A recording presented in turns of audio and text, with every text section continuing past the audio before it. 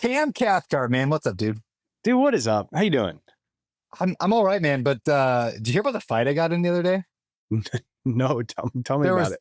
There was literally this group of like just traveling circus, performers, and they were like just picking on my kids. I went over and fought them. I won really quick though because I went right for the jugular. Get it? Pretty decent, right? On a scale of 1 to 10, how good was that dad joke? I would give you for a dad joke, that's a 7 or 8. Yeah. All right. I went right for the jugular. Speaking of going for the jugular, today's episode is going to hit you hard, right? That's a good transition right there. It's going to hit you hard because today we're talking about raising millions of dollars for your real estate deals. Whether you want to raise money on your first, you're going to do a single family flip, whether you're going to go buy an $800 million apartment complex and everything in between. Today, you're going to learn how to raise money from a gentleman who that is what he has done his whole career, is raise money for both real estate and businesses. And he actually teaches that. He's actually going to be teaching at the REI Summit, which is coming up here June 1st through 3rd. And so we brought him on ahead of time here to just talk about raising capital. So then if you're at the conference, you can go learn even more. By the way, if you're going to be at the conference, please get your ticket now. Prices are going up every week.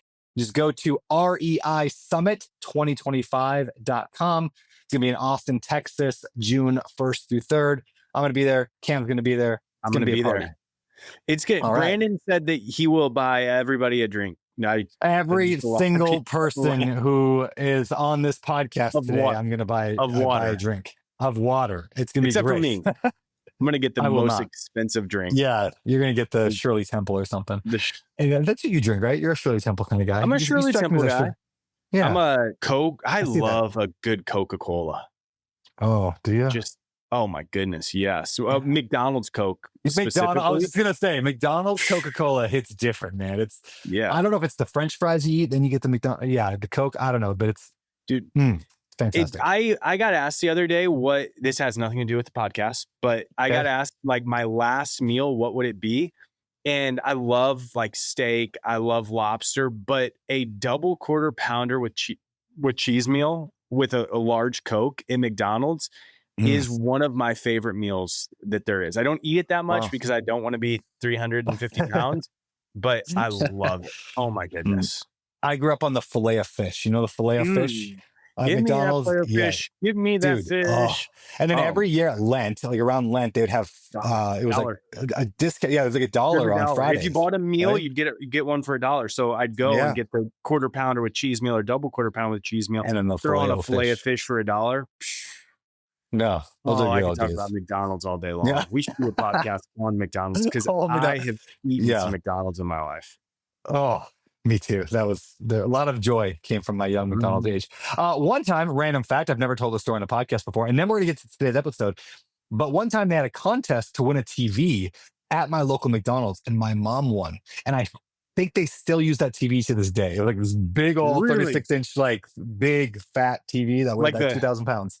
Like the big fat ones. Yeah, back before they were like the skinny TVs. It was a big TV. And my mom won. So, she's kind of a big deal.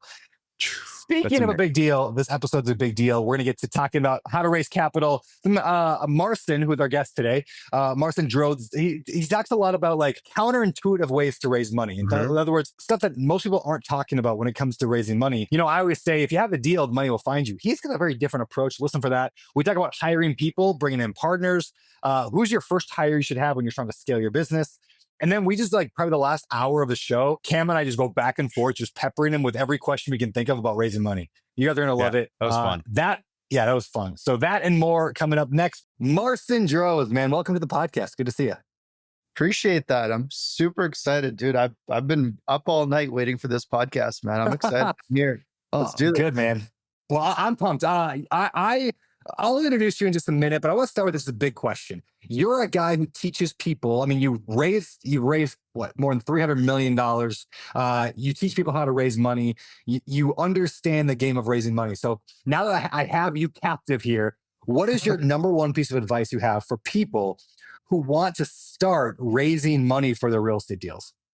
So the number one mistake everybody makes raising capital is they think the deal comes first. The deal actually comes second. Literally, your team, and your ability to create curiosity in the first 30 seconds is literally going to determine whether you get the next 30 seconds to talk about what you thought was the most important thing. Mm, I love that, man. Amazing. So the raising money is 100% about you and not the deal. 100%. I literally just made this morning, I literally just made a connection to a guy that has 300 million AUM to another guy doing a development. He can write the entire check. He took that meeting with that other guy just because of the way I framed both of them to each other. Like Yeah. that of itself, that's the power play. That's the capital raise. That, I mean, everything else has got to be true. You got to have your team. You got to have everything else in play, and you can't be, some con artist doing bullshit deals. But look, a lot of people are doing good business. Like there's a lot of good business people out there. That's not enough. So Yeah. the hook, the incentive, the positioning, the authority, that I've been at it 20 years now. Honestly, like if I'd known that 20 years ago, man, I would have saved myself like 19 of those years. Yeah. So I got a question for you then. So I have people all the time that like, I want to get into real estate, but I don't have the money for it. Or I want to find a deal first and then I can start raising money. So like to somebody that is just starting, would you tell them like start raising money or start like working those relationships well before you found that deal? So if you have no experience and no track record, you need to do what I did when I first started. Go and convince people with a track record and credibility to take you on, Yeah. literally by whatever means necessary. I mean, a lot of people don't know this, but 20 years ago, I started in the business working under Ken Macro with MC Companies. They're 2 billion AUM today. 20 years ago, they were a couple $100 million. But I decided right then and there that I was like, I am going to work with these guys. I will deliver coffee. I will park cars. I will clean door hand. I will do whatever the hell is required just to be in that room. And so for somebody who doesn't have experience or track record, go raise your credibility before you raise capital. Yeah. Yeah. That's Really great. good stuff. Well, speaking of your story and get in with Ken McElroy and all that, let's go back and learn more about how you got into that world of real estate investing at such a high level. I want to know about your early deals and all that. So let me just start by this. I know you again as a guy who's raised hundreds of millions of dollars. I know he's a real estate investor. I know you've bought businesses. I'd love to know a little bit about that. I know you're at least Canadian now, right? But you immigrated from somewhere else. I want to hear a little bit about that. But take us back before who you are today. Take us back further. Who was Marcin? Oh man, Marson was born in Poland during communism. Really? Marcin's father got arrested for smuggling corn with a C, just so there's no mispronunciation. Yeah, corn. Across the border, so corn, right? Yeah. And he went. He was going to go to jail for 10 years because Poland was under Russian communist rule back then.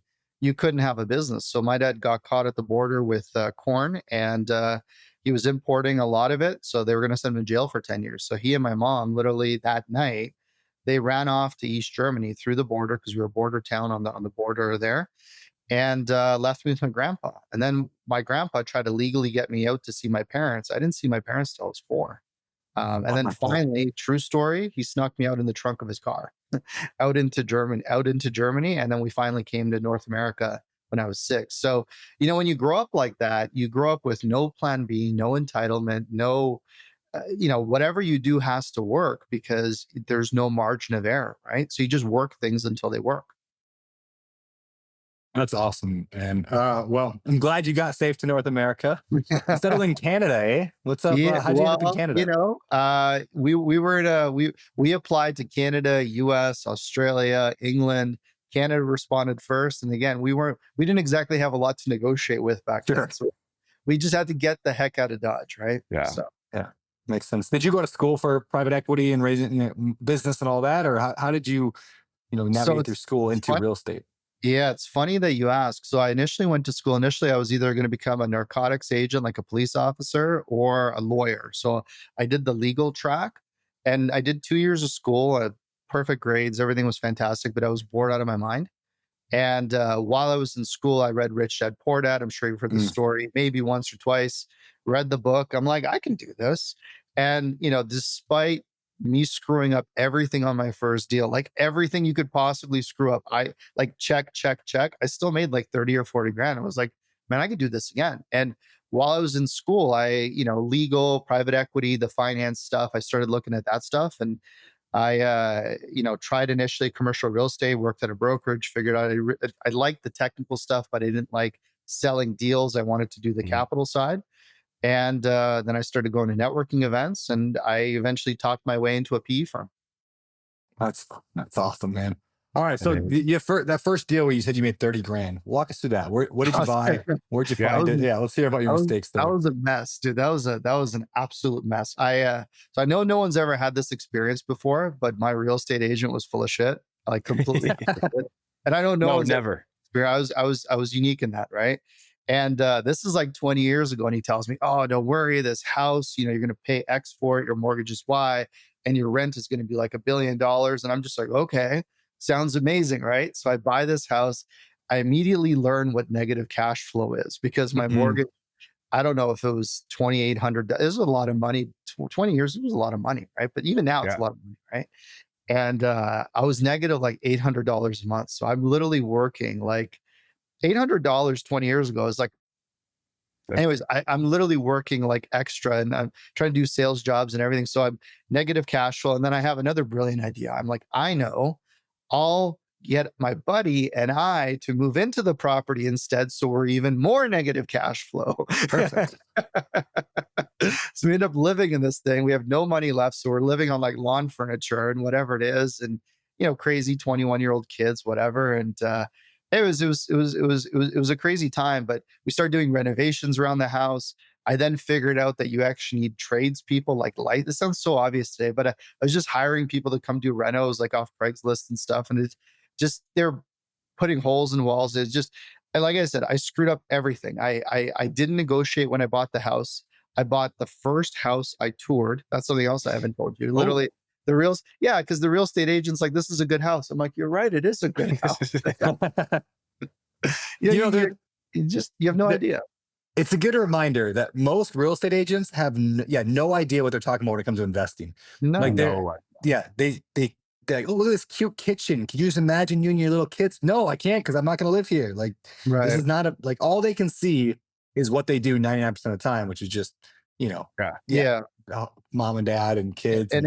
And again, Brandon, like I think it was 21. I was 20 or 21 years old. Like I was young when I bought this house, right? So, we had the money, we had the down payment, whatever it was. But like I assumed that he was a good person in real estate, but he was just a great sales guy. And I didn't know the difference, right? So that was listen for me at that time. And bought the house. Like I said, negative cash flow, even worse negative cash flow. But I was lucky because the market was still, making its way up. And we did do some renos, and eventually we sold it.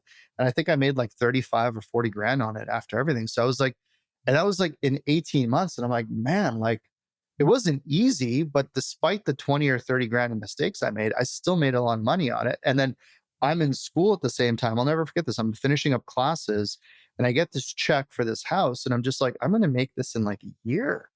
Like, I don't want to, this doesn't sound like such a good idea. So anyway, one thing led to another, and I was hooked.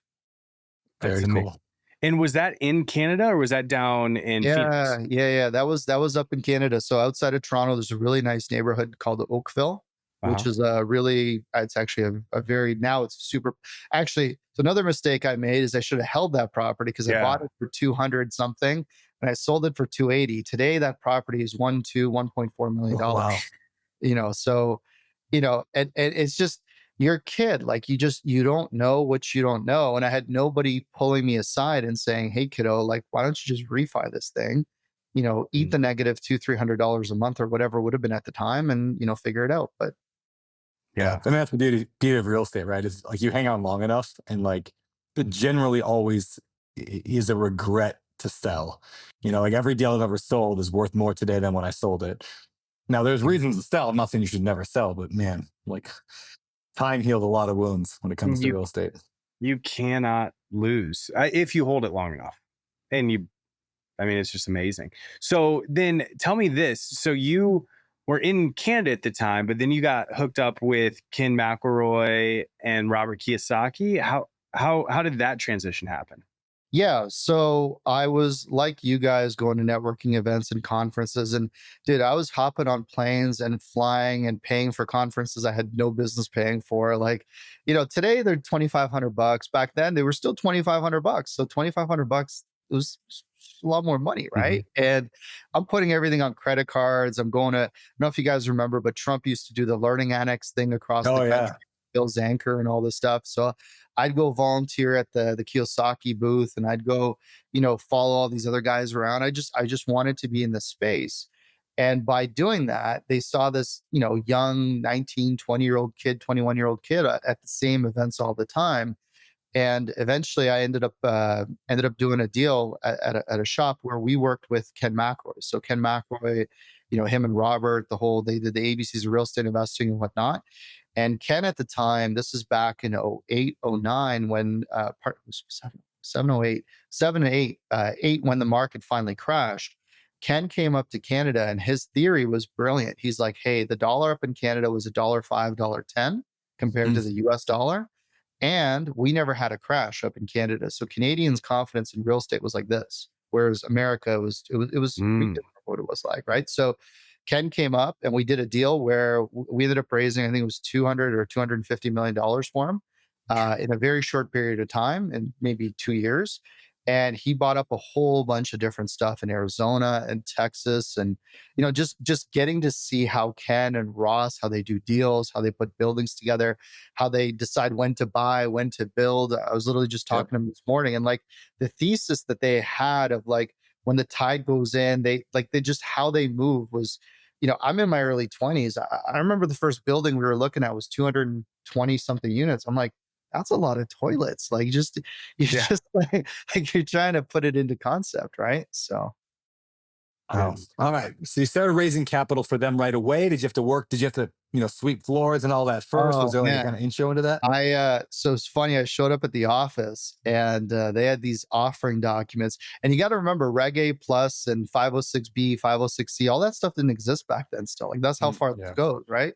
Up in Canada, we had different rules and regulations. We had these other documents called offering memorandums and these other documents. And I remember walking to the office and just reading these things. They're 300 pages long. And if you want anything to go to bed with, I mean, one of those documents will put you down right away, man. And so I walk in first day on the job. Here, kid, have a look at this. I'm like, sure. Like, do you want me to weigh these things? Like, what do you want me to do with these things? So we're reading these documents, trying to figure it out. And then there was an opportunity where they had a bunch of investor dinners, pre-COVID, pre-Zoom, the chicken dinners, the hotels, the whole thing, right? So, hey, kid, you want to come on the road? I'm like, yeah, sure. Where are we going? This city, this city, this city. So I'm living out of a suitcase, doing all the events, all the pitches, all that stuff. And, in the meantime, just figuring out what everything was. And it was, you're drinking from a fire hose. Like you get in front of 10, 20, $30 million assets at that age. It was amazing. Do you have any One good of advice? Oh, sorry, Cam. Go ahead. No, I was just going to say, I think it's so amazing. And for anybody that's listening to this, I think it's so amazing to focus on, or important to focus on, is, dude, the amount of growth that you had during that phase of your life, going and working for somebody like that. You probably couldn't have found that anywhere else in the world. And I hear from people all the time, like, I want to get into real estate. I want to do this. And it's like, go find a job in real estate. You will learn. There's no way that you can't learn. And so I just love that story of going down there saying, hey, I'll clean the bathrooms if I have to. I just want to be here. Well, and the one thing I'll share with you guys, so Cameron, for context, I never asked how much I would be paid when I Mhm. took that Mm. gig. I never asked. I never even asked for anything. I thought they made a mistake when they said yes. So I'm just like, I'm gonna show up. I'm gonna go Just corner a desk somewhere. I'm gonna get like a routine. And then like a month or two later, I'll be like, hey, like, so what are we doing? And literally it took about a month and a half because there's just so much growth in this company where I'm like, I walk into the CFO's office. I'm like, hey, do I get like a paycheck or something? He looks at me, he laughs. He goes, we're not paying you. I go, well, not yet. That's why I'm here. And he just starts laughing. But he goes, well, why didn't you say anything earlier? And I'm like, I just wanted to make sure you guys didn't make a mistake. So I just wanted to stick around for a little bit. yeah, it's just And he just starts laughing. But that was my attitude. Now I understand. Look, you could say, well, Marcin, that was easy for you. You're early 20s, you had no obligations. Totally agree. So if you're in your early 20s, take those risks. But if you're in your 30s or 40s, you can, or even 60s, you can still show that level of initiative to whatever extent you can, depending on where you're at in life. You can still do Yeah. this. Well, and a great example of showing that initiative. Yeah. I invest in St. Louis, and I had a guy that reached out to me who lives in St. Louis. He's in his late 40s and is just getting into real estate. And he just was like, anything you need, I will do it. I will do it for free. Just let me know. And a lot of times people will say that, and almost it creates more work for me. And so a lot of times I don't think about it. But it just so happened that the next day I needed 2 houses to be walked that we were looking at purchasing, and I needed just somebody to go take pictures. And so he got to go take pictures of those houses, and then him and I talked for 40 minutes on the phone about it. But he told me, is like, that was the most amazing experience. Any other time, like I will just run and walk houses for you if you need me to walk houses. And that's that initiative there. It's like for free, reached out to me, said, I'll do anything you need. And now I've got him going and walking houses for me. Yeah. I have a guy, true story. He's been with me now 15, 14 years. He initially came to my office when I left the PE firm and I started out my own thing.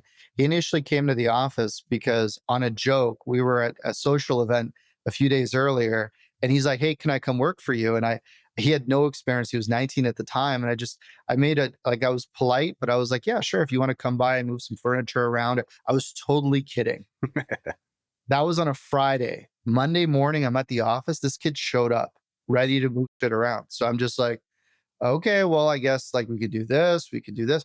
And he stuck around the entire week. So, anyways, fast forward to today. He works with me. He's been involved in raising over, I think, 70 or $80 million. He's helped buy multiple businesses, multiple apartment buildings, done due diligence. He makes a very, very comfortable amount of money on an annual basis, and no formal credentials in the space other than the fact that he was willing to show up, sweep floors, move boxes, do whatever it was. He had the attitude. It was amazing. I love that. Hey, Marcin, let's go the rest of through your story. And then I want to go kind of backtrack into how do we actually raise money for real estate deals, whether it's a brand newbie or whether it's somebody trying to build a billion-dollar empire. But let's first go back and kind of round out your story. So what came next? I mean, you started raising money for them. I'm assuming you're not still doing it for them, or are you still like, where'd you go next? Yeah, well, Ken and I mean, I'm looking at deals with him right now. We're looking at JVs and all kinds of stuff. But yeah, so when I left the firm, I worked there for a couple of years. And then, in typical 20 some odd year old fashion, you're like, well, this isn't that hard. I can do this. Yeah. It was considerably harder. Right. Well, it was considerably harder than I thought, but it took me about a year after I left to figure out how to create my own fund.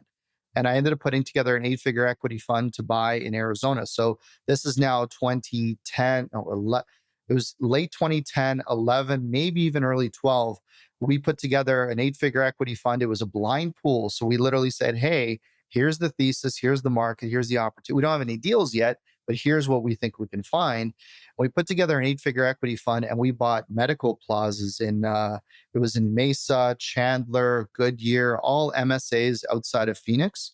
And these were, if you guys remember back then, you still had good businesses, and especially people that were getting paid by Medicare, Medicaid, a lot of these prosthetics manufacturers, hearing, audiology, whatever it was. They still had their locations, and the checks were clearing from the government, but the rest of the strip mall was empty. So because these strip malls were all valued on NOI, I was basically paying 20, 25 cents on the dollar for these buildings. It was nothing. The only thing was you had to buy cash because there was no financing. You couldn't finance it. It literally didn't exist. You get laughed out the door. Even Fannie Freddie was hard back. There was no financing. So we bought cash, waited a few years, and that was so 2013, 14, 15, 16, we ended up selling. In hindsight, we should have kept it longer, but we'd already seen such a bump that we took our chips off the table. After that, Brandon, I was telling you and Cameron earlier, I was like, well, this real estate thing is pretty simple. So why don't I expand that to operating businesses? So I started doing corporate advisory stuff for guys that were doing equipment leasing, consumer services businesses, tech businesses. And it was like a corporate finance shop where I had clients raise well into multiple 9 figures in private capital for different businesses because the skill of packaging your offer and packaging your deal was the same. It was just a different asset class. And then, COVID hit. I wanted to simplify my life. My wife and I had a daughter, and I'm like, Oh, you know what, cool. real estate. Yeah, thank you. Real estate is just the thing that doesn't keep me up at night. It's boring, which is great. And some of you newer investors are going to learn that you want boring Yep. in your life. Yeah. You don't want the excitement that you get initially. You want that to go away eventually because you don't want to live your life like that. But and just so real estate's been the thing. So I want to go back to that idea. You left MC companies to go do your own thing. What did that look like in terms of team structure? Like, did you go hire a bunch of employees? Did you bring in a bunch of partners? Did you meet some people? Did you join another team? Like, how did that put together? Because I know, like, trying to make the jump from like an employee, whether it's at a real estate company or just something totally different, into, hey, now I'm doing my own thing, is something that a lot of people struggle with. So can you walk us through that kind of journey? What did that look like? Well, I was that person because I had no context, right? So Yeah. I thought that the money that I'd raised and the things that I helped build happened, let's say, disproportionately to my involvement, right? So Yeah. because I had no context, when I left, I had a really rude awakening in my mid-20s about systems, processes, people, policies, all these different things. So when I say from when I left to when I actually got my own thing going, it was about a year, and it was a dark time because the cash flow dries up. Your sense of accomplishment dries up because you're not getting those quick hits of, oh, this worked, this worked, this worked, this is great, and that infrastructure wasn't there. So, Brandon, it was a dark time, and I initially brought on people, and the other problem I had early days was I assumed that everybody thought like me in terms of entrepreneur, having that entrepreneurial bent and don't worry, we'll figure it out. No, people don't want to hear that stuff. Like, people that are in the employee mentality, they just want to know when they start, when they end, what's expected of them, and how do I get a raise or how do I make more money? Yeah. And for me, I had never been wired that way, and I wrongly assumed that everybody in the world was like me at the time.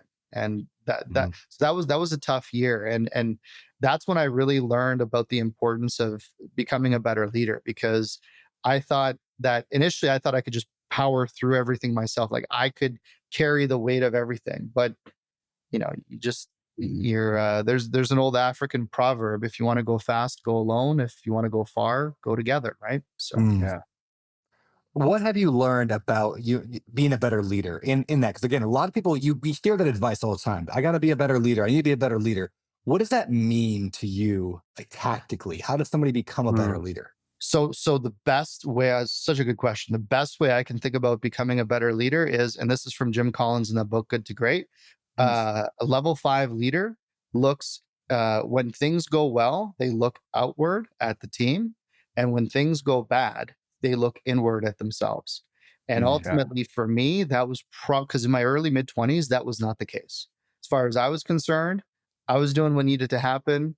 You guys are all missing the boat here, here, here. And that was, just inexperience. That was just an experience. But as I get older and as things break, as they do within a business that scales, my initial inclination now is, like, my default mode is, okay, well, what did I not do, or what did I do to allow that set of circumstances to occur? And that drastically changes my perspective, and it lets me take ownership over what happened, and then I can hold other people accountable to the same level that I'm holding myself accountable. Yeah, it's really good, man. Who do you think is the first hire someone should make when they're going out on their own? So for somebody like me and Brandon, from seeing you on stage, for somebody like me and somebody like you who's really good in front of people, it's really important to get somebody behind the scenes that keeps you organized. Whether it's Yeah. like your catch-all, be-all, bookkeeping, accounting, receipts, commitments, birthdays, assistant, making sure you don't forget the flowers, making sure you pick up the milk, whatever the heck's going on, just get that stuff off your plate, because mentally that is the most taxing thing for somebody who's good in front of people. And for somebody who prefers to be in the background, you need to find somebody that you can partner with that is comfortable being that person, because I can tell you it requires so much energy to get anything off the ground that the person that's great in front of people, they need to have that person that just takes away everything that's not revenue generating, whatever that means in whatever capacity you want. So tell me this, with finding that great operator, especially like when you were just starting, how do you pay somebody like that when you know that you need it, but you are not making enough income to provide 2 salaries? So I'll give you 2 answers, and I think they're both going to be appropriate for 2 different totally reasons. Number one, the most expensive equity you give away will be the first equity you ever give away. And the biggest mistake everybody makes, including myself, is you partner with somebody, you're like, hey, you're a good dude. I'm a good dude. Like, you're good at this stuff. I'm good at this stuff. Like, it'll just be 50-50. That is the most expensive mistake you'll ever make in your YouTube. I've done that. Yeah, there you go. I did even worse. I said, you take a third, and I'll take a third. We'll just all split it 3 ways. That's how it's and then I'll do all the work and you guys can hang out. Sounds good. Let's do it. Yeah. Why? Right. Let me, can you expand on that? Why is that maybe a terrible idea? Well, in my experience, it's a terrible idea for multiple reasons. Number one, not everybody sees the world the way you do. So the things you're willing to sacrifice and forego for whatever period of time, you need to have a really honest conversation with your potential partner or partners as to whether they're on board for the same thing. Because nothing is ever 6 months that you think is 6 months. It'll be 2 years. Nothing's ever going to be 2 years. It'll be 5. So the conversations have to be honest and candid about how much dry powder someone has and how much capacity they have for something. Also, a wallet check. If I'm going to partner with somebody, I need to make sure that you're not broke. And it doesn't mean that I can't work with you. It just means I'm not going to partner with you because I can't have you squirrely energy worried about how you're going to pay your mortgage, because then your head's not in the game. I may hire you, I may contract you, and actually that might be a better thing for where you're at in your career right now anyway. So those are important things for me. I mean, when you buy a building, Brandon, I mean, the net worth statements, they come out, right? I mean, you have to make sure you know where everyone's at, and there's no shame in figuring life out, but you just need to know where people fit. So that's one. 2 is the other reason why it's a big problem, at least in my opinion, why it was a big problem, is because not everybody is going to commit the same amount of energy and time and focus to something. So if they have other businesses or other interests, or if, for example, you're in your early 20s and you have no kids and no wife or no husband, you're going to put in a different amount of effort just because it's sheer time than somebody who, like, I'm 40 now. I have a daughter. I have, I have a different interpretation of what working hard is today than I did when I was 25. So that's an important discussion. And then number 3, and this goes back to the first thing, Brandon, is you assume that they have certain skills that in my case, I learned that they do not. And then when you have a boil over why things aren't working and you're married at the hip in such a way, I mean, so this brings up another thing. I had a partner in one of my first businesses that I thought was good at ABC because he had a job in the corporate world that would suggest that he was good at ABC. Well, there's a lot of waste in the corporate world. And, I don't think he would have been able to succeed at the same level knowing what I know today. And then part 2 of that mistake was, I'm just unloading this. Please. No, this is good. This is Appreciate that.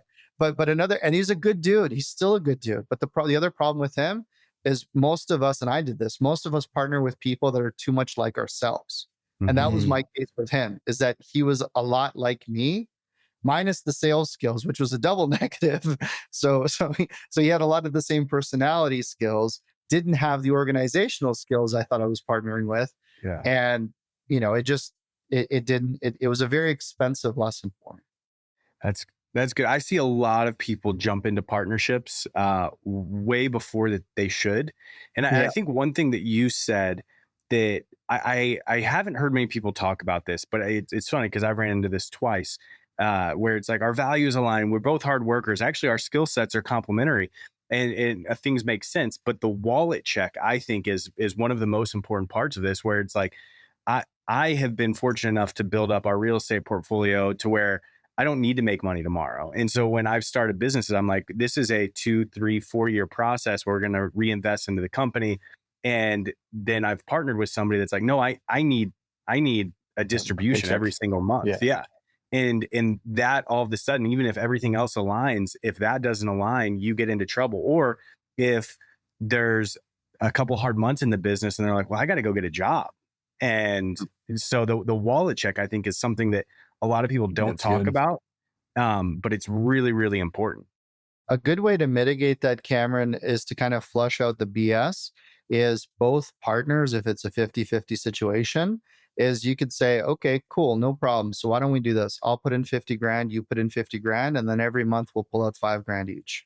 And then you have a runway of 12 months or 8 months or whatever that is. And it flushes out, A, do they have the liquidity? B, do they have the intent? And C, you also build some trust in that regard as well. Yeah. It's really good, man. So let's go to the end of your story. Where are you at today with real estate? What are you doing with real estate? What are you buying? What do you like? What's that look like today?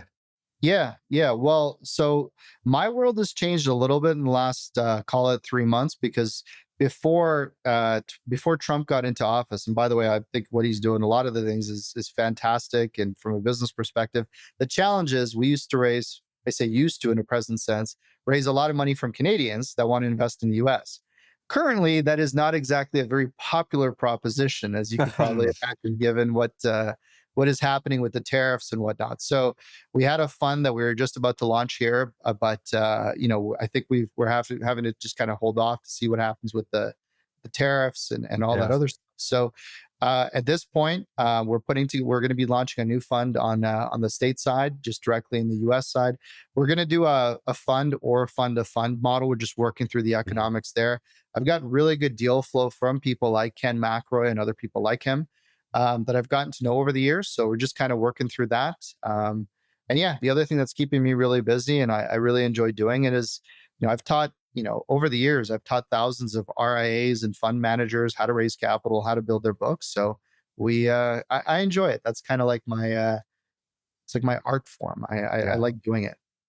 So are you teaching, RIAs and all that, are you teaching just people like, could I have gone to you 5 years ago and been like, look, I want to build a syndication business.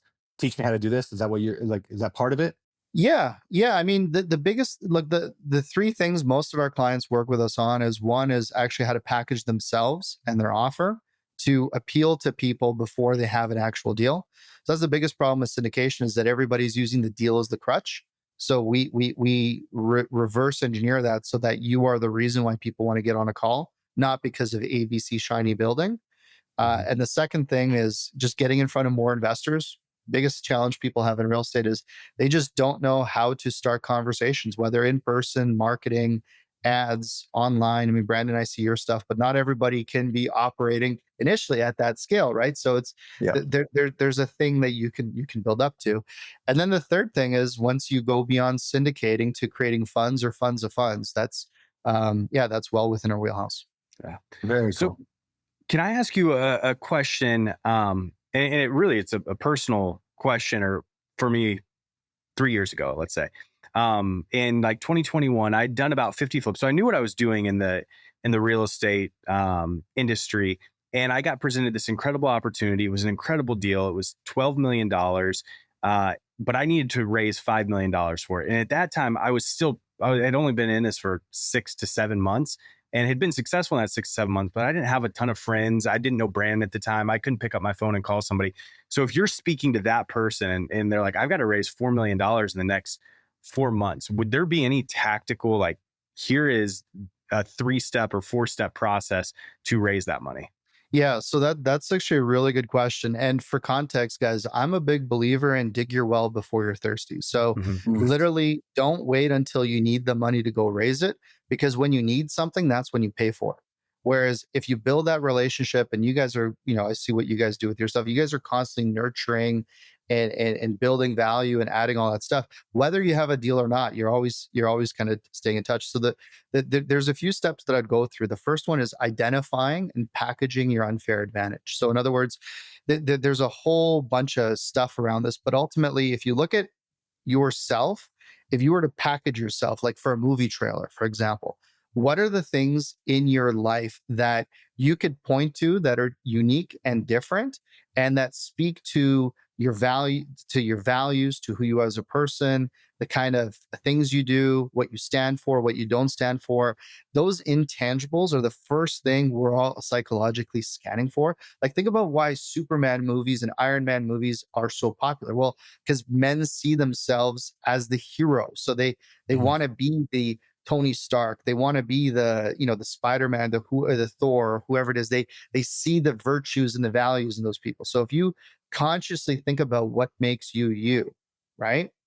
Then that just presenting that and packaging that. Now, then you layer that on with, okay, well, what's the market? What's the opportunity? What's my investment thesis? Why am I buying houses in Ohio? Or why am I buying Airbnbs in Dallas?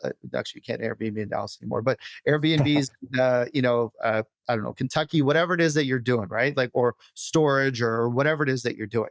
And then once you've packaged that, the second thing you do is you create a list of people that you create two lists in my mind. One is your fast 50, which are the 50 people that are closest to you, that know, like, and trust you. Forget about whether they have money or not. You just need validation from people in front of other people that you can work with. And then I call it your target 500, which are 500 people that you may not know yet, but you want to build relationships with. And as soon as you have that, you can then start putting together an initial outreach program. By the way, I have all these templates. If you guys want them, we can include them in the show notes. People can literally very cool. It's not a problem. And then one other thing I'll share with you guys is I have something called an EASY method. EASY stands for exclusive, abundant, scarce in your allocation. So exclusive, what are 3 to 5 things about your deal or your thesis that, whether I'm a plumber or an investment banker, that I'm like, that makes sense. So for example, we're buying this building for half of what it costs to build. Okay, I get that. We're buying this building and the rents are $300 less than the neighbor.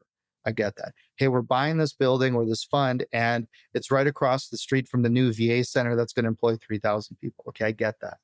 Right? Abundance. Demonstrate that you have multiple people to talk to. Hey, Brandon, want to get on the phone with you about this because, we're about to send this out in our newsletter. And I know we talked about this was something, the kind of thing you wanted to talk about. So, you're demonstrating that you want to work together, but you don't need to work together because, people like you have options and you want to make sure that people understand that. Next thing is scarcity.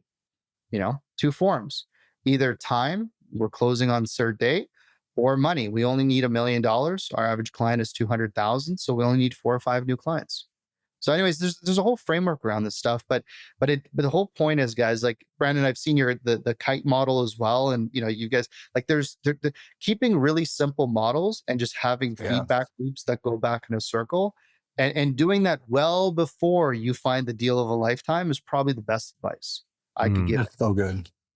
That's so good, man. Hey, I want to ask, I have a whole series of questions around raising money and raising capital. I want to go through a bunch of them. But before I do, though, I want to hear it from this week's show sponsor. Now, one thing we do on the show is that our sponsor money, the profit we make from the podcast, goes towards a charity of the guest's choosing every week. So where are we sending the money from this week's episode? Who do you want to support? Junior Achievement. So Junior Achievement is they're a worldwide organization. My wife and I, we give to them regularly.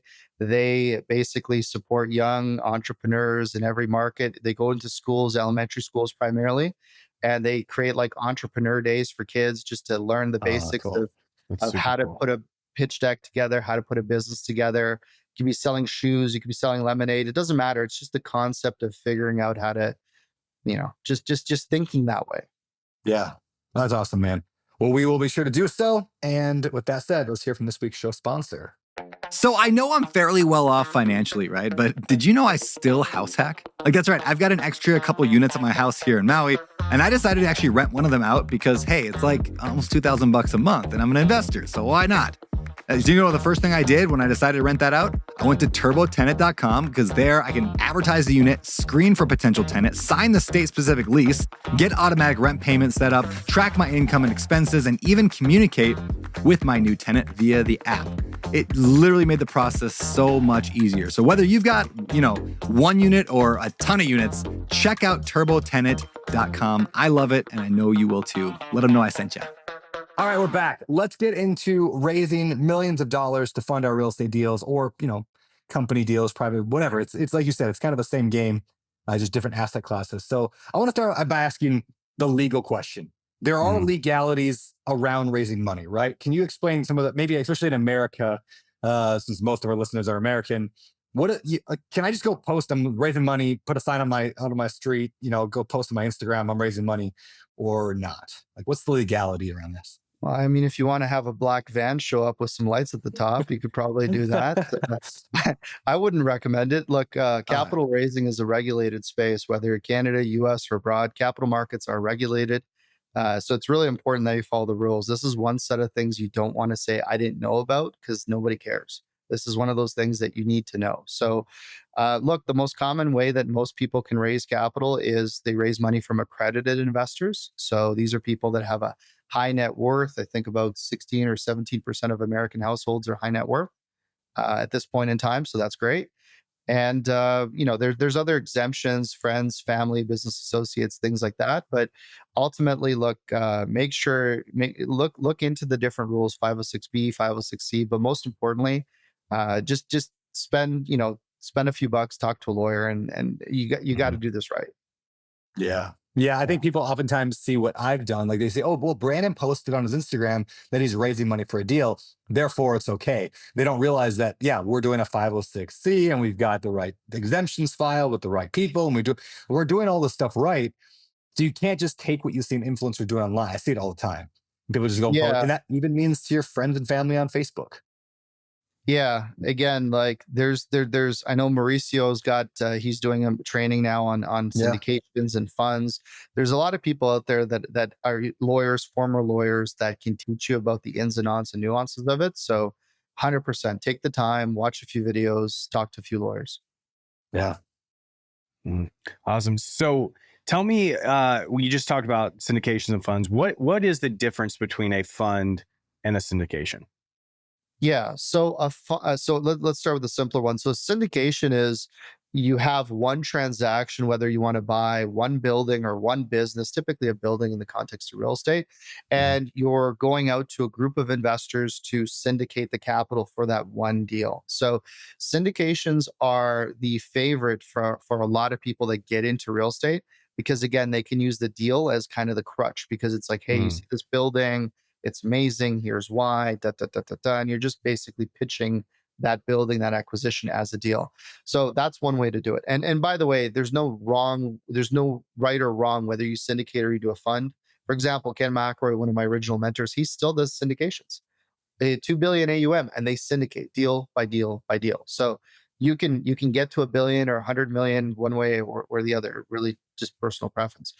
Then the other model is the fund model. Now the fund model is, personally, I prefer the fund model just because, again, coming from private equity and doing the things we did, I like the fund model because you can do what's called a blind pool, where it's like, hey, here's the team, here's the management, here's what we've done, here's what we're capable of, here's our investment thesis. For example, we love Texas, we love Arizona, we love Class B multifamily between this size and this size because of these reasons, and we're raising the money because we want to buy X amount of buildings that are going to come out of foreclosure or whatever the thesis is.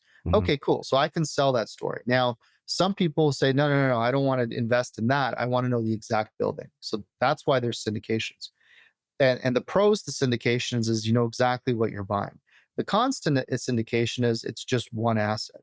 Whereas the fund model, as an example, the last building I bought, it was in a fund model. So we were able to raise the money before we had the deal. And because we did that, well, I got a $5 million discount on a $16 million asset, because I could literally be like, here's the bank account. And psychologically, that changes the conversation. Whereas if you're syndicating and you're like, well, here's my escrow deposit, and don't worry, we're going to get the money. It's a different negotiation, right? Yeah. So again, both work. It's just, Do you have any tips for? So I've raised money in a fund. Obviously, we buy most mobile home parks in funds. Most of our multifamily, it's kind of a mix. We've done both funds and one-off syndications. But even when we do a fund, I've never fully done a blind fund where like we didn't have at least some of the properties identified. And I find that the more vagueness I have, like the fewer properties I have identified in the fund, the harder it is for me to raise capital, which makes sense because people like to be able to see, oh, you're buying 123 Main Street. Yeah, I can feel that. Do you have any advice for people like me who maybe do want to raise money, but they don't have the deal identified? Like, how do I convince somebody to invest with me when I don't even have the deal? Well, so you create so first of all, Brandon, I agree with you having at least one deal identified in the blind pool, either something. So I've seen a lot of guys where they have a syndication that they've owned and they roll it into the fund. And that way there's an initial qualifying transaction. So at least people know the kind of deals you're going to do. So I've seen that. And in my case, my initial fund that I did was literally a blind pool out of the gate. And that was initially tough. So one of the things that somebody like yourself could do in a fund model, again, you got to work with your lawyer to make sure it's all up and up. But what you can do is you can create a tiered structure where, for example, if it's $100 million fund, maybe the economics keep skewing in favor of the GP as you hit every milestone. So the first 25 million, and I'm throwing numbers out there, maybe you do a 90-10 split on the first 25 million because there's no assets technically yet. Then on the next 25 million, you do a 85-15 split. Then on the next 25 million, you do 80. You understand? So eventually the last 25 million is a 70-30 or 75-25. So that's one version. You can increase the preferred return. You can do, there's all kinds of things you can do, but or it could be timing based. Like if you're only raising from January to December, every 3 months, the skew changes in terms of the economics. Yeah. Very cool. Question for you. How small is too small to raise money via like a fund or syndication? Well, so it's an interesting question because if you have no net worth, 100 grand in the bank sounds like a really good idea. And if you're already 10 million net worth, 100 grand probably isn't going to move the needle for you. So I think it really depends on where someone's at in their journey. That's really what it comes down to. Look, I think was it Warren Buffett or his partner Charlie Munger said the first 100 grand is the hardest. Like making and saving 100 grand, the first 100 is disgustingly difficult because it's just sheer brute force just to get there, right? So my answer to you is, in the context of the deal, how profitable is that transaction? How much meat on the bone is there? That the biggest issue that I see in the space, because I consult on hundreds of files with our clients, and the biggest issue I see is that clients don't leave enough meat on the bone for themselves and their investors. So they're paying too much for stuff. They're not building in their fees. They're grossly underestimating the cost of running the asset, the business, or the property. And they're just creating an impossible situation for themselves and their clients. But to give you a direct answer, Cameron, I mean, look, if you're going to be doing a 506B or 506C, I mean, you need to be raising at least 7 figures. Otherwise, it Brandon knows this. I mean, the legal fees can add up, right? So. Yeah. Can you explain like the legal fees? Like, what do you typically see for legal fees on whatever, you're going to go raise $5 million, $10 million, whatever? Yeah. I mean, so a good rule of thumb, and this has always kind of been my guiding star, is you want to build in legal typically about 1.5% of total funds raised. So as an example, if you're going to raise $5 million, if you pay more than 50 grand in legal, you're probably spending too much. That's usually a good rule of thumb in that regard. Yeah. Very cool. When pitching investors, what is a mistake that newbies make, but maybe experienced people are also making it when it comes to pitching an LP? They talk in gobbledygook jargon. I mean, they think that people are impressed when you start talking about IRRs and equity multiples and all of this stuff. I mean, look, at the end of the day, if your clients understood this stuff, they'd probably be active real estate investors. The IRS tax code is very favorable to people who are active real estate investors for a reason. So if your clients are, just because they're sophisticated business people or well-known doctors or dentists or whatever it is, if you think that talking at them at this level that, you're using the words that you learned because you do the business is going to help you, it's not. I always speak at a grade 5 level. I always try to say, hey, so 100 grand comes in. My goal at the end of 5 to 7 years is to give you back 150 or 200,000 or whatever the pitch is. I mean, and how do we do that? Well, we do it through appreciation, we do it through cash flow, and we do it through mortgage pay down. So that's how we get there. So that's the biggest mistake I see people is they overcomplicate something. If you can't explain it in 2 minutes, either you don't understand it or it's way too complicated. Like it's just too complicated. I love that. Like my favorite pitch deck that I've ever seen from somebody that was raising capital was here's how much you give. And then based upon that, here's how much you'll get back in 5 years. Because there's been so many that are confusing where it's like, well, you get this back after year 1, but you don't really get it back. You get this back after year 2. You don't get, it's just projected. Like if the property performs at this level, it's worth this. And this is what you're projected to get back. And for me, I'm like, all I really care about is how much do I get when you sell this? And so, and they, factor in depreciation and all of this other stuff where it's like, I just want to know how much money I'm going to make at the end of the day. So this is my favorite pitch deck, a blank sheet of paper. If you can't sit down in front of I'm serious. If you can't sit down in front of a client and just draw them the basic principles of the business or the deal, say, hey, it's a $10 million building, $10 million deal, whatever it is, $3 million from investors, 7 from the bank. We're going to do this, and it's going to be worth $15 million. Here's how. And then you get 70% of that. Here's what, like, if you can't do this within 2 minutes, you either don't understand your deal or it's just way too complicated. And that's another thing I see people do is that they bundle up, and Brandon, maybe you've seen this, where somebody is like, they're doing a development and there's like an offshoot, and then there's like this other thing, and then there's maybe a brewery on part of the property, and then maybe there's this, and they have so many things going on, and you're just like, dude, like you pitched me like 4 businesses in one thing. Like, what the heck are we talking about here? Yeah. Like, this isn't your life's dream that I'm trying to fulfill you with as an investor. Like theoretically, yeah, maybe this parcel of land could be like phase 1, phase 2, phase 3, phase 4, but those are 4 different investment decisions, right? So, and by the way, guys, I'm not saying you don't have a pitch deck and you don't have a PPM. I'm just saying that your investors will make a decision as to whether you're investable or not within the first 2 or 3 minutes of interacting with you. Yeah. Yep. That's really good. I had dinner, or maybe it was lunch, with Ken McElroy one time. And that was the gist of what, so the gist of what he told me. I was going for advice on raising money. I had to raise a whole lot of money over a summer a couple of years ago. Sat down with him, and his advice was exactly that. He's like, you just overly complicate things. He's like, grab a white piece of paper or whiteboard.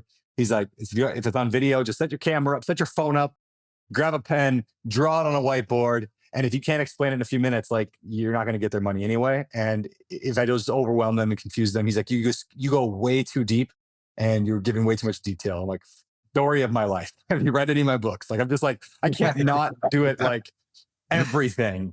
And so, that was some life-changing advice. We took it as advice. I ran with it into today. Even our long pitch deck, we had a 80-page pitch deck. It's like 4 words on a slide. And like the next slide, it's like 4 words with a nice picture of a dog. It's like, let's keep it like, I try to put everything in there, but it's got to be like 5th grade level. And that's what I want to see. When people send me pitch decks, I'm like, too much. It's too much. I mean, look, the only time it's appropriate to include that level of detail is when you're pitching to family offices or institutional investors, because literally, like, I've gone to New York for those $50, $100 million commitments. And you're not just sending them a pitch deck, you're sending them a full-blown data room with like disaster recovery plans and like all these other things that are theories of what if these theories happen. Like, it's just, but that's what they need at that level. But for the majority of us, if you're raising $200, $500, $1 million at a time with most investors, I mean, look, you should have that stuff like in an investor, like in a data room, but that's not what you lead with. Mm-hmm. Yeah. So we've been talking about how investors essentially vet us, but on the flip side, how do you vet investors to find out if their values align with yours? For instance, great example. I've got investors that invest with me and they're reaching out every single month to find out where the deals are at. And then I've got investors that don't care at all. And I like the ones that don't care at all. They just are waiting for their money to come back.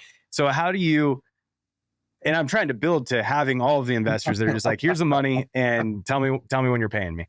How do you vet investors? Yeah. So it's a very valid question. I mean, like you guys, I have thousands of inquiries on a monthly basis coming in for investment and things like this. So we run an app grading process. So in other words, every inquiry is gone through an app grading process where they're rated 1 through 3, I think it is. And it has nothing to do with their ability to invest, but it's their mentality and how they're seeing things. Mm-hmm. And are they truly thinking of themselves as passive, or are they really active, but they just want to kind of see how I do things, which is totally fine. But I just want to understand the kind of person that I'm potentially dealing with. So that happens early in the process to kind of vet out what someone's intent is. And if they want to learn, that's fine. But I don't, I put them in a different bucket because they want different things from me, which is fine. So there's different resources for those investors. But to help you flush out the truly passive investors, one of the things that we build into our meetings, and I teach this, and I'll give you the framework now, is when you have your meeting with the client, and you could do this either as a recording before the meeting or during the meeting. If you could deliver it, you could literally be like, "So Cameron, look, I know we're going to talk about ABC fund. For context, most of my investors typically have a few questions like, what are the risks, what are the returns, and what are the timeframes? And I'm going to have some questions for you, like, what have you invested in before? How's it worked for you? And what are some of your goals going forward?" And ultimately, one of two things will happen. Either A, we'll figure out that this is a great opportunity and I'll walk you through the paperwork, or B, we'll just figure out that it's not a fit. And that's okay, because what I do isn't a fit for everyone. And anyway, the scripting goes on for a little bit, but ultimately what I'm trying to do is create a sandbox for a conversation so that I can then flush out your experiences, your biases, your values. And if those things don't line up with what I'm doing, I'll typically be like, "Hey, look, I'm glad we got on this call. I just don't think we're going to be able to work together." And I literally just offboard people before they want to get any further, because it's not going to work. Like, if somebody is trying to force you to change how you structure your deals because it doesn't suit them, that's great. I wish you well. If somebody's trying to change how we report to investors, that's great. I wish you well. If somebody's trying to change how we do business, I wish you well to find that somewhere else. And by doing it that way out of the gate, is it creates a very strong frame that, look, we know what we're doing. Here's how we operate. Here's how we've done it. Here's who we work with. And if you want to participate in that, that's great. If you don't, that's okay. And it sets a really different expectation, right? Like, imagine going to your lawyer's office and telling him how he does business, or going to your doctor and your doctor tells you about your treatment. And you're like, yeah, that's great. But, here's what I want. Like, they'd be like, great, go find a doctor that can do that for you. Like, what do you want from me? Yeah, that's really good, man. Hey, I got one. If you were starting over brand new, like starting over at scratch, you got no contacts, no rich friends and family, you've got to raise $1 million over the next 30 days. Walk me through your game plan. What do you do? Well, so I like how you phrase the question, but I would actually raise the money that I need through the deal, not through the money itself. And let me explain that. What I would actually do is, if given the circumstances you just gave me, I know how to identify value, whether it's in a business or real estate or whatever it is. I would literally go tunnel vision on a small transaction, $1 million to $5 million, and find something grossly undervalued, tie it up, and then flip it to somebody else. So I had working capital. Because the biggest problem most people think is they think their first deal is the deal that sets them free, and their cash flow and Robert Kiyosaki and passive income and all that crap. Look, this is 2025. Though that world is not today's world. What you actually need first is cash. Until you have 7 figures in the bank, I don't want to hear about cash flow. Go put money in the bank, have the liquidity. And then when you have the liquidity, you can breathe to then create the cash flow. So the first thing I would do, Brandon, is I wouldn't actually go raise the money, because that's too many steps, because I need to pay my bills. The first thing I would do is I'd go find a killer deal, tie it up, and then either assign it to somebody and make my fee, or then I would go raise the money, because you just need to collapse things as quickly as possible. I like that a lot, actually. And that would kind of force you to get good at the hardest thing, which is finding deals. Actually, would you agree with this statement? And I've been teaching this for a while. I think if you have a great deal, like, you can figure out the money. But people just, I think, struggle with knowing how to find good deals. They don't take action. But if you've got a home run deal, you should be able to get the money. Do you agree?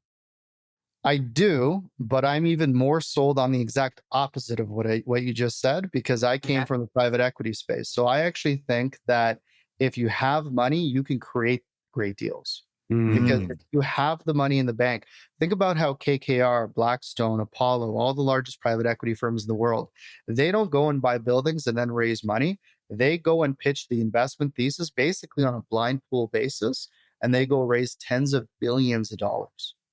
They do this first, and then they use their balance sheet to bully their way in the market to get whatever deals they want. So I agree with what you're saying, Brandon, as a starting point, but I actually think the syntax of that, in my opinion, has been the more powerful way to do it. Literally the last Mhm. building I got the discount because I was like, well, here's the bank account. Yeah, that's Yeah. cool.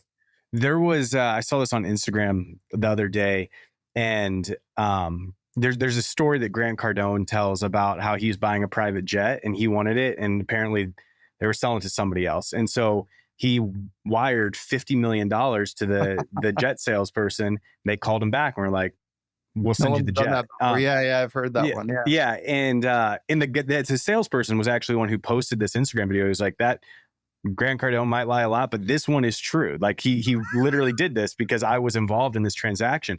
But it like you just said, if you have the money, you can bully your way around a little bit and get deals that nobody else can get. Yeah, I mean, and I think I heard this, Brandon, when you were doing the bigger pockets thing years ago. Somebody was mailing a check when they were making an offer, like 100 Yeah. grand or 250 Or like grand. the full amount. Yeah. So Yeah. psychologically, you're like, well, I guess I'll take this one, right? Like, because Yeah. Yeah. the money's there, right? So Yep. Yeah, I've heard of people, their earnest money is their offer. It's like it's a $200,000 house, so $200,000 earnest money. Here you go. I just wired it over. It's like Yeah. that's a strong like I don't know what discount I would give, but I would for sure give like for example, if I was selling a $200,000 house and somebody offered me 180 and they wired the 180, would I offer them a 20 grand discount? Almost for sure, guaranteed. Yeah. Yeah. Would I give 100 grand discount? No, of course not. So there's a discount in there, a cash discount, so to speak, that most investors have. Now that obviously if you're getting 20 offers and they're all over asking, yeah, it's a different story. But that's not really the market we find ourselves in today. Like, that was 2 years ago. But Yeah. Well, even what? Oh, go sorry. ahead. What I was talking about is, there's the debt, there's the wall of debt that's maturing now. I'm sure you guys are following it too, where there's I think it was a couple $100 billion in the next few months, and then almost 2 trillion in the next 24 months. So there's a lot of this debt that all the pretend and extend lenders are going to have to come due, and they're going to turn around and they're going to say, well, who's got money? And their REO departments aren't meant to hold real estate. And as long as they get most, if not all of their money back, they're fine. So, they're not going to want your offer to come with like 16 pages of contingencies. It's like, here's the bank account. Here's our terms. Yep. Yeah. What do you see happening in the real estate market, given, again, that to kind of explain that, and correct me where we differ on this, and if I'm misrepresenting the situation. A ton of people took out loans over the last 5 years that were just short term, bridge loans, whatever you want to call them. They're short term loans. Those are all coming due. The problem, though, is that values are way less than what they were because cap rates have changed. So the value of commercial real estate may have dropped, call it 20%, 30%. And we have to refinance these loans. We can't. And there's just billions and billions and billions of dollars coming due. What's going to happen over the next few years? Oh, man. That's it's the $1 trillion question. That is the $1 trillion question. So just for context, for anybody who's not familiar with this, I mean, what Brandon's saying is cap rates. I mean, if they used to be, let's just say 5%, now they're even 6 or 7. That seems harmless, but that 1 to 2% bump on a 5% that's a 20 to 30% erosion in value. So I've seen situations where syndicators or even fund managers, for that matter, would buy buildings. They'd increase the value 20, 30%, theoretically, by the revenue. But because the cap rates have gone up, basically they've run fast for the last 2-3 years just to stand still, is really what's happened. Now, those are the guys that did a good job. What about the people that did do a good job and they overpaid? Well, they're the ones who are wiped out. So look, a lot of guys I talk to in the various lending REO departments, they're busy. They are very busy. And right now they're all playing kind of cool because here's how this works. Okay. Deals end up in REO, but before they end up in REO, the lenders are hiring real estate brokerages to do BOVs, brokers' opinions and values. So I got a bunch of my buddies that are in the space and they're doing a lot of BOVs. So when I hear guys doing a lot of BOVs, it tells me it's the first step of REOs followed by the auction process, right? So what'll be really telling, so here's my answer to you, Brandon. What'll be really telling is what the lenders do as a response to the REOs. And I don't mean the lenders with the REOs, I mean the secondary financing market. So in other words, what are the existing lenders maybe that don't have all the crap on their own balance sheets? Are they still lending in the market? Because if they're not lending, it'll be just like it was back in 09, 10 when I had my first fund, because if there's no financing, then you got to be cash. And there's only so many guys out there that can write a $50 million or $100 million cash check, right? For these larger assets. So my answer to you is dependent on what happens with the secondary financing market or the refinancing market, because it's a double-edged sword. The REOs is going to mean that the lenders that are going to take losses are going to be more cautious. So are they then going to turn around and make new loans on new assets while they have an impairment on their own balance sheet? I don't know. That's so if the answer is no, that they're not lending, then that's going to be a but then again, Trump now has the golden visa, that if you invest $1 billion, the new tax. Look, the next, what's that old proverb? May you live in interesting times. I'm keeping my head on a swivel right now. I know I gave you the best non-answer answer, but I don't know.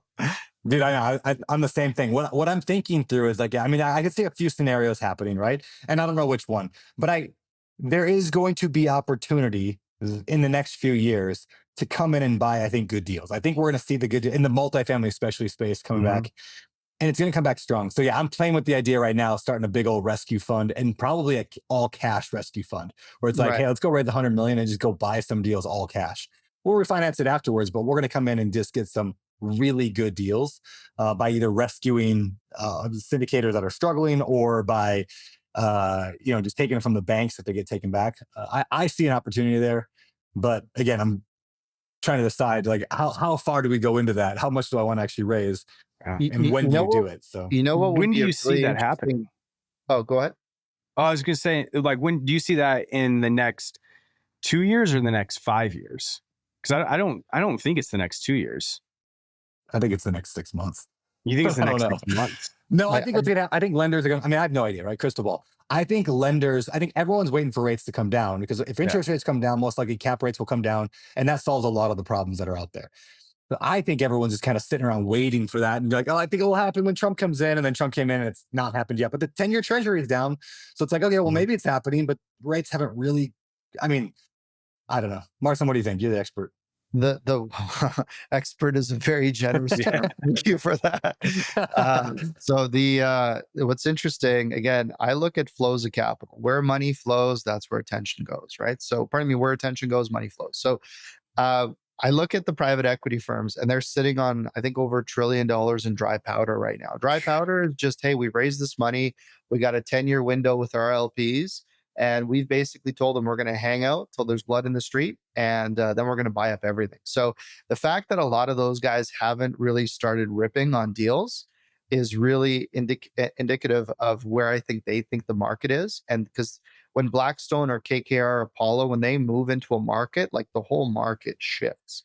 We saw it with the build to rent communities in Florida. You saw it everywhere else. You probably, maybe the mobile home space, you saw them buying the bigger, like when they move into a market, their toe in the water is $1 billion toe, right? That's a big toe. So, I haven't seen them make any big plays, which tells me they're still waiting. So that's a big piece of it. Also, the other thing that those guys have is they have their own refinancing department. So they are their own financing. So they are their own equity, and then they have their own debt funds to then recap their own equity. So the fact that they haven't making any moves yet tells me that they think it's early. Now, Brandon, is it 6 months or 2 years? I think somewhere in between there is probably, I think we're going to see fireworks this year. I think you're going to start seeing some big guys finally rolling over and saying, hey, like, sorry, this is it. Yeah. I mean, we've been seeing it. I mean, we've been tracking it, in Open Door Capital, watching just like, a number of syndicators that I know, that I follow, I respect, and I still respect them, but I'm seeing one after another, these dominoes falling, and it's very quiet still, but it's happening, and it's going to continue to happen. I think it's going to just ramp up, and it's going to be a lot of blood in the streets is coming. And if you're new, don't be scared of these things. Pay attention to them. Like literally, I started in the worst financial recession in the last however many years since the Great Depression, like the GFC, the Great Finance. Like I remember sitting at my desk when we were doing Ken's first deal, and I remember looking up at the monitor. I'm seeing guys walking out of Lehman Brothers, the bank, with the banker's boxes. They just got fired. And I'm just like, man, maybe I should have been a lawyer, like you're trying to figure life out, right? But my point is, I actually developed a skill set and a set of muscles that I'm thankful for come today. So, if things get bad, be thankful for it. I mean, if you have a bad situation, you have things not working. I mean, I'm sorry to hear that, obviously, but the game is that there's ebbs and flows to it. That's what this game is for. Yeah, that it is. All right, man. Well, I could probably ask you 4,000 other questions on this, but I know you're going to be speaking at the REI Summit in June, and I'm excited about that. We'll have to connect in person there and hear what you got to say there. But let's move over to the next segment of the show. We call this the 3, 2, 1 pivot. The idea being your life's going one direction and something gets in its way to make it pivot in a more positive direction. So we'll start with books. What are 3 books that have pivoted your life or, improved your life? So my number one favorite book, probably of all time at this point, is The Obstacle is the Way by Ryan Holiday. Ryan Holiday. Yeah. You guys know that book? The subtitle of the book is, well, the subtitle is What's in the Way Becomes the Way. That book for me is amazing. It's I tried to reread it. There you go. You got it on the I think I'm just finished it. So it's fantastic. I love that book. It's just even having the mentality of what is in the way becomes the way is just so congruent with the way I look at everything. So another one is Principles by Ray Dalio. So that is a really solid framework for making decisions, problem solving, leadership. It has a lot to do with how I build businesses and raise capital. And a third one, I'm reading it. Actually, I'll share this with you. So full disclosure, I'm in the middle of this book right now. It's called Awareness by Anthony DeMello. And actually, that's good. Yeah. Have you read this one? I did. Yeah. I read it a couple years ago. I really liked it. Yeah. I'm about halfway through it. Ken recommended it to me. Actually, I was talking to him a little while ago. So good read so far. But this is having a good impact too. Very cool, man. Awesome. All right. So, two pivot people. Who are 2 people that have changed the direction of your life? Well, the first and most obvious to me is my dad. I mean, he taught me the value of discipline, hard work, doing things the right way, even when no one's watching, right? And my dad is a man with a great deal of self-respect and just a strong, just watching the way he conducted his life has really been an example for, I'll give you just a really quick story. My dad runs an auto shop, and he had a client come to his shop. I was a little kid. Guy walks in my shop and goes, his name's Arthur. Arthur, I'm very unhappy with you. And my dad goes, okay, what would you like me to do about your unhappiness? And the guy just laughed at it because it was so obvious that my dad refused to take on the shit sandwich from him. Right? He goes, I understand you're unhappy. How can I help you become more happy? Right? Like he refused to take ownership of his state. So as a kid, I was just like, that's awesome. Like you can do that, like I don't have to absorb your nonsense. Like I can just, so anyway, it's funny. It sticks with me. And then the other person goes out saying, I mean, Ken McElroy, look, I learned so much from that guy over 20 plus years. I'm fortunate to be able to reach out to him and just stay in touch. And he gave me the confidence to step up my game and do things the right way, which is amazing. Yeah. Awesome. There's so much that we could learn from that quote that your dad said. That's so good because I take so much like pressure of, hey, I've got to be the motivator, make people happy, make people this, that, or the other. Where it's like, no, you don't have to carry that weight around. That's their own personal issues. Yeah. Yep.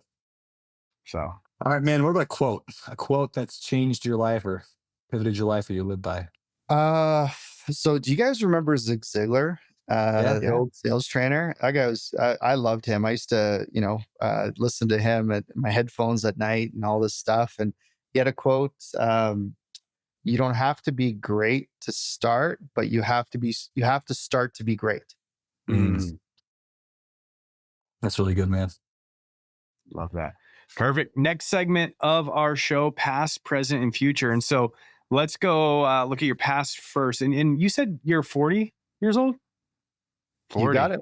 Big 40. So let's go back 20 years to 20-year-old Marcin. What advice would you give 20-year-old you? I'd bet on myself sooner. is what I would have done. I know that's hard to say at 20, but I honestly, I feel like I wasted a few years there. You guys might laugh, but I felt like I wasted too much time waiting for the perfect moment, the right connection, or more experience, or I'm too young, I don't have enough experience, or all these limiting beliefs that I had. And I wish I took bigger swings earlier in life. Even the 8-figure equity fund that we did, my first fund, I could have done a 9-figure equity fund. I just wasn't thinking big enough. In my 20s, I'm like, we're raising tens of millions of dollars. Oh my God, that's just amazing. We're going to, and in my mind, I'm like, we're going to buy up everything. We did not buy up everything. You buy a few buildings and that's all the cash you have, right? So I just wish I thought bigger, because, and also there was a moment in my life where I was waiting for almost like validation from somebody, I don't know from where, to like come out of, I don't know, somewhere and be like, just give me a pat on the shoulder and be like, you did a good job. And it's like, I don't know if I should be telling you this, but it's like, there's this moment where I was feeling like I was waiting for some validation from somebody, anybody. And it's like, that's never coming. So your validation is from yourself. It's just putting your head on the pillow at night, knowing that you did a good thing. That's so good, man. Marcin, you're doing a good job. Thanks, Brandon. Yeah. You didn't need to hear that, though. You got this. All right.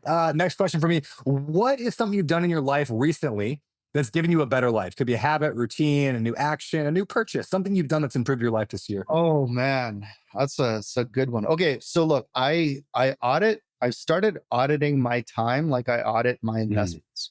And I'd never done that before. So literally every week I take a hard look at where my time is going and who I'm spending, like literally who I'm spending with, what I'm working on, and whether it's actually moving me closer to my goals. And just like with money, if you're not intentional with your time or your money, it just disappears into things that don't give you a return. So, even like casually, and some people I know may not like me for saying this, but like people will text me, hey, you just want to hang out. And I'm like, well, no, I don't want to just hang out. Like I have very specific intentions and goals. So like if you fit into those goals, then I will move the planet for you for that. But if it doesn't fit, then I'm not just going to go hang out. Like and maybe that's the season of my life that I'm in. So auditing my time right now is incredibly important. Yeah, I would say that was one of I think it's in The Perfect Week, Craig Ballantyne, or he talks about that. And I had audited my time before, but I'd done it in like 2-hour time blocks. And he talks about auditing in 15-minute time blocks, which is a lot. But you don't realize in that 3-hour or 2-hour time block, how much you're pulling out your phone and scrolling Instagram or texting or doing this. And so when I started auditing in 15-minute time blocks, and you really can only do that for a week because it gets overwhelming, but then to look back on that and be like, oh my goodness, I literally just sat on Instagram for 15 minutes here and then another 15 minutes here. And then I watched YouTube videos here. And that 15-minute time block was a game changer for me to realize how much time I really am wasting, even though I feel like I'm being productive and busy. Yeah. Yeah. I got rid of email on my phone a little while ago. I don't have email. Look, we don't have investment emergencies in real estate. And if we do, that's typically with the property manager. Because I would be on my phone checking email, like take my daughter to like dance class and like I have 5 minutes, like a drug addict just sitting there like checking email. So I'm like, this is stupid. Like this doesn't have to get done now. So I just got rid of email. I just literally I cannot see an email on my phone. I literally need to be at my desk doing the thing that I do when I check emails. Yeah. Amazing. All right. Last question for you, looking into the future. What do you want to be remembered by? So that's I appreciate you asking that. That is a big question. I mean, look, the shortest answer I could possibly give you is I have a 3-year-old daughter and hopefully more little ones to come. I want my kids to look back at anything I've done and be like, that was my dad. Yeah. That's so cool, man. All right, dude, moving to the closing, a couple quick questions for you. Well, first of all, I don't usually ask people this, but what are you speaking on at the REI Summit? Yeah. So the REI, by the way, thank you for the invitation. I'm super excited and stoked to be part of it. The big thing for me is I just want to give people, I guess, different syntax around capital raising as a tool set. And look, just because you're not thinking about raising capital today doesn't mean you won't be tomorrow or the day after. And look, if all you have is a hammer, everything looks like a nail. So look, I love sub 2, I love creative finance, I love JVing. There's a billion different ways to do deals in real estate. And understanding what capital raising is as a construct will make it so much easier for you to do those bigger deals. And, Cameron, when you see that next deal that you need to raise 5 million for, you're not just like hooped 3 months before it. You actually have the depth to go into it.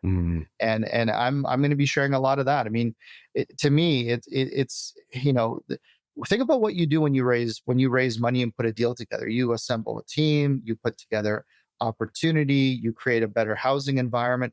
All of these economics increase a neighborhood, whether through tax revenue, you're increasing the quality of life, the safety, there's so many positive benefits you do when you put money together in a deal in a community. So I just want to share that story and give people that the context. Awesome, man. All right. Well, last two. What are you excited about? What's coming up in your life besides that? Well, we're growing the family. I guess there's a lot to be excited about. Dude, yes. Working on growing the family. I don't know how to answer that in a PG way, but really excited about that. I bet, man. It's going really well there. And yeah, you know what? Life's good. I mean, honestly, I just I'm having a good time. Our clients are winning, we're winning. I don't know that need to do things like, and it's funny because when you don't have that need to do things is when you do so many more things. And we're in a good place. Awesome. Very cool. Last question for you. Where actually I was on your Instagram earlier today and yesterday, and there's so much great information on there. One, like giving out scripts for talking to investors, all that stuff. So where can people find you at? Reach out for more information. Yeah. So the best, most tangible place for people to get actual content is I have a free school group in there's school SKOOL called Capital Connectors. And it's a free group. There's a couple thousand members there. There's so much. I don't sell courses. We give all that stuff away for free. So it's all there. All my courses, all the stuff. It's you can see whatever you need. So people can definitely learn about stuff there. Or if you want to check me out and what I'm doing, my website, marcindrozdz.com is a good place too. Amazing. Very cool, man. Marcin, this has been amazing. Thank you so much for joining us, sharing your wisdom, teaching us about raising capital. I know it is a very, very powerful tool to have in your toolbox as a real estate investor. So we're very thankful to have you, and can't wait to hang out with you in June at the REI Summit. So thanks, man. Appreciate it. Yeah, this was a lot of fun. Thanks, guys. Hey, thanks for tuning into another episode of the Better Life Podcast. I hope you enjoyed this show and got some valuable insights to help you lead a better life for you and your family. Now, hey, if you found value in this episode, please consider subscribing here to our YouTube channel and let me know in the comments down below what you thought of this episode. I mean, your feedback actually helps us improve the show and reach more people with that message of living that better life. So be sure to subscribe so you never miss an episode. And hey, before I go, this show and this channel is all about the habits, actions, beliefs, and strategies that give you a better life. But in case you're interested and you want to know my opinion on what it takes to live not just the better life, but the best life ever from like a spiritual and faith standpoint, check out abetterlife.com/bestlife. Thank you again for listening and watching. We'll see you next time on the Better Life Podcast.